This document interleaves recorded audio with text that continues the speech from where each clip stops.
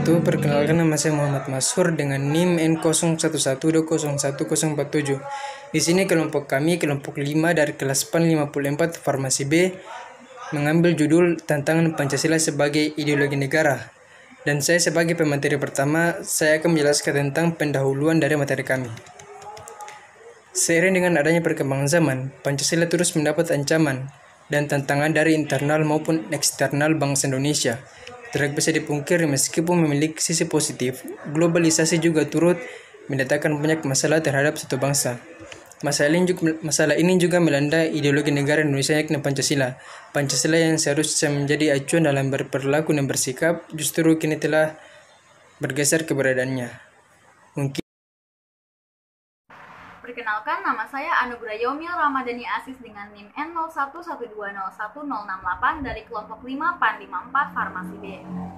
Saya akan menjelaskan tentang tantangan terhadap Pancasila yang datang dari eksternal bangsa Indonesia, di mana tantangan-tantangan ini datang dari ideologi-ideologi besar di dunia. Ideologi yang pertama adalah unsur ateisme. Menurut Kamus Besar Bahasa Indonesia, ateisme adalah paham yang tidak mengakui adanya Tuhan. Ateisme merupakan sebuah pandangan filosofi yang tidak mempercayai keberadaan Tuhan dan dewa-dewi, serta menolak keberadaan teisme. Ateisme tentu saja bertentangan dengan sila pertama Pancasila, yakni ketuhanan yang Maha Esa. Di Indonesia, pada pasal 28E ayat 1 Undang-Undang Dasar tahun 1945, dinyatakan bahwa setiap orang bebas untuk memeluk agama dan beribadat menurut agamanya. Artinya, setiap orang diperkenankan untuk memeluk satu dari 6 agama yang diakui secara resmi di Indonesia. Meskipun tidak ada hukum yang secara tegas mengatur bahwa seseorang tidak boleh menganut paham ateisme di Indonesia, namun berdasarkan sila pertama Pancasila, yakni ketuhanan yang Maha Esa, paham ateisme ini tidak diakui keberadaannya di Indonesia. Dan juga seorang ateis itu tidak diperkenankan untuk menyebarkan paham ateisme di Indonesia sesuai dengan pasal 156A Kitab Undang-Undang Hukum Pidana. Ideologi yang kedua adalah unsur individualisme. Individualisme adalah paham yang lebih mementingkan kebebasan dan kepentingan pribadi di atas kepentingan orang lain atau kepentingan umum. Nah, hal ini berdampak pada perilaku seseorang yang akan cenderung tidak bermasyarakat dan individualis. Paham ini tergambar dari perilaku seperti kurangnya komunikasi antara individu dengan yang lainnya, kurangnya kepedulian pada kondisi orang lain, tidak bersosialisasi, menganggap hal-hal di sekitarnya itu tidak penting, dan bersikap egois. Nah, paham individualisme ini tentu saja berlawanan dengan nilai-nilai Pancasila dan hakikat dari sila-sila Pancasila itu sendiri, yakni sila kedua kemanusiaan yang adil dan beradab, sila ketiga persatuan Indonesia, dan sila keempat kerakyatan yang dipimpin oleh hikmat kebijaksanaan dalam permusyawaratan perwakilan. Sikap individualisme ini menjadikan seseorang itu bersikap apatis terhadap keberadaan orang lain. Ideologi yang terakhir adalah unsur kapitalisme.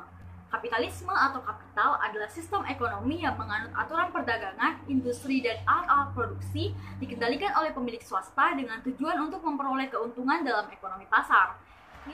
Nilai kapitalisme sejatinya bersumber dari nilai liberal yang mendoktrin seseorang untuk bersikap individual dan menomorsatukan kepentingan pribadi di atas kepentingan umum. Paham kapitalisme ini bertentangan dengan sila kemanusiaan yang adil dan beradab serta sila keadilan sosial bagi seluruh rakyat Indonesia. Adanya paham kapitalisme menjadikan masyarakat itu berada di bawah kendali pihak-pihak yang memonopoli pasar, sehingga pada akhirnya akan menjadikan harga produk di pasaran menjadi tidak terkendali dan memberatkan masyarakat. Perkenalkan, saya Nur Fadilah Fitri Salvariani dengan NIM N01201054. Jadi kali ini saya akan sedikit menjelaskan mengenai dampak-dampak negatif dari globalisasi bagi bangsa Indonesia. Jadi di sini ada 4 dampak negatif dari globalisasi.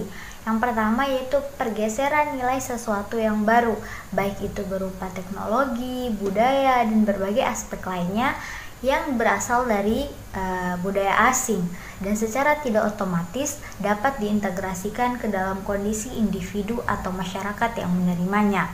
Kemudian dampak negatif yang kedua adalah pertentangan nilai.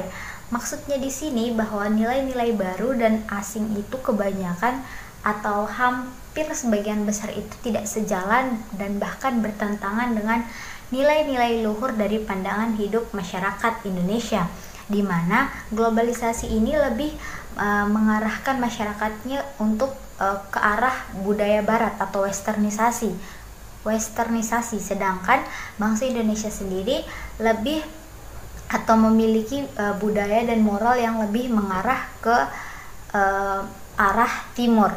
Kemudian yang ketiga yaitu adanya perubahan gaya hidup atau lifestyle, di mana globalisasi ini memudarkan batas-batas garis kehidupan baik dalam pergaulan, perdagangan, sosial, dan sebagainya. Sehingga secara tidak langsung globalisasi ini akan merubah pola gaya hidup masyarakat yang ada di dalamnya.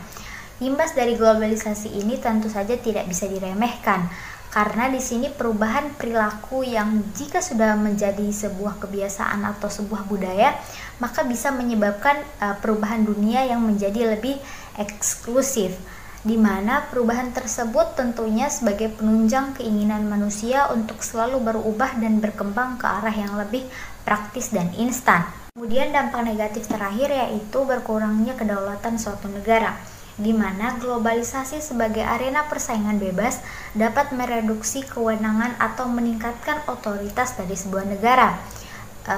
Otoritas negara ini ialah dalam mengatur seluruh aspek kehidupan masyarakat seperti aspek sosial, politik, ekonomi, dan juga hukum. Nah, peran negara yang begitu dinamis pada era globalisasi dapat memunculkan kekhawatiran terkait eksistensi negara dalam melindungi otoritas dan kedaulatannya sebagai entitas tertinggi pada sistem internasional. Baik, saya Muhammad Gilang Ramadan Tunggeng dengan NIM N01120161. Pada kali ini saya akan menjelaskan tentang perilaku masyarakat yang tidak sesuai dengan nilai-nilai Pancasila. Kondisi masyarakat Indonesia saat ini bisa kita kaji dan identifikasi dengan melihat perilaku serta kepribadian masyarakat Indonesia yang tercermin pada tingkah laku masyarakat Indonesia dalam kehidupan sehari-hari. Mirisnya, perilaku masyarakat Indonesia saat ini banyak yang menyimpang dari nilai-nilai Pancasila, yaitu pada sila pertama, ketuhanan yang Maha Esa. Saat ini kita banyak menjumpai generasi muda yang tidak lagi bertakwa kepada Tuhannya, misalnya meninggalkan agama, melanggar peraturan agama, serta menganggap dirinya sebagai Tuhan, dan lain sebagainya. Pada sila kedua Pancasila, kemanusiaan yang adil dan beradab. Saat ini sering kita jumpai di berbagai media, banyaknya kasus pembunuhan, perampokan, pemerkosaan, dan lain sebagainya. Sesungguhnya hal ini tidak mencerminkan nilai kemanusiaan yang ada dalam sila kedua Pancasila, di mana tidak memanusiakan manusia lain yang sebagaimana mestinya. Pada sila ketiga Pancasila, saat ini sering kita jumpai peperangan antar suku, tawuran antar warga, bentrok. Sesungguhnya hal ini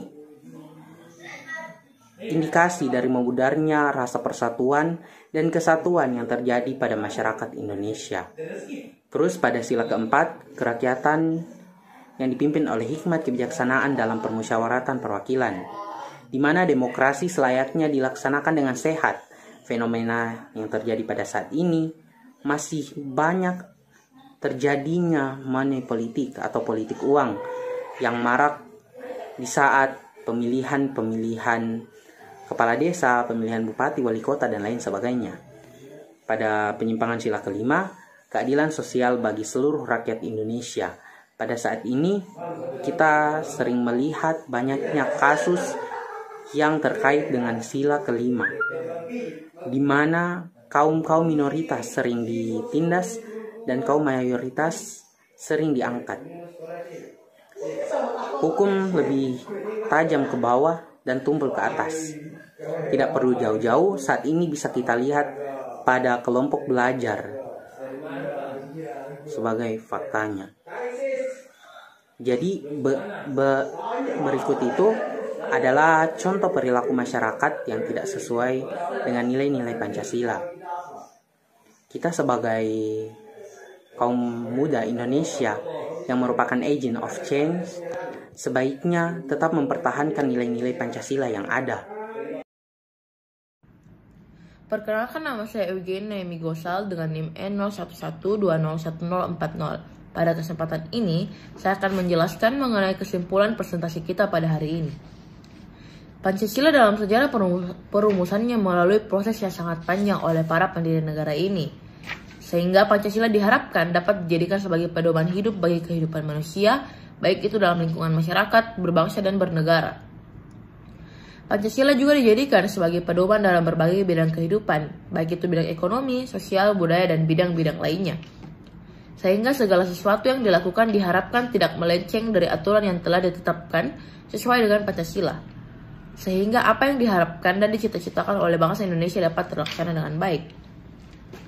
Dengan hadirnya revolusi industri 4.0 memberikan suatu tantangan baru dalam pengembangan ideologi Pancasila, disebabkan Pancasila harus menjelaskan dan menjalankan fungsinya sebagai ideologi terbuka, dinamis, dan aktual. Banyak tantangan dalam mempertahankan Pancasila sebagai ideologi. Namun, Pancasila telah membuktikan bahwa Pancasila bukan merupakan milik golongan tertentu atau representasi dari suku tertentu. Pancasila itu netral dan akan selalu hidup di segala zaman seperti yang telah dilewati di tahun-tahun sebelumnya. Dalam menghadapi tantangan ini, Pancasila dapat menjadi jawaban tentang kekhasan sumber daya manusia Indonesia. Pancasila sebagai ideologi negara Indonesia merupakan hasil pemikiran yang dituangkan dalam suatu rumusan rangkaian kalimat dengan mengandung satu pemikiran bermakna untuk dijadikan dasar asas pedoman hidup dan kehidupan bersama dalam negara Indonesia merdeka. Sehingga dapat ditarik kesimpulan bahwa yang menjadi pokok pertama tantangan dan penguatan ideologi Pancasila dalam menghadapi revolusi industri 4.0 adalah dengan meningkatkan mutu sumber daya Indonesia yang unggul. Sekian dan terima kasih. Saya kembalikan ke moderator.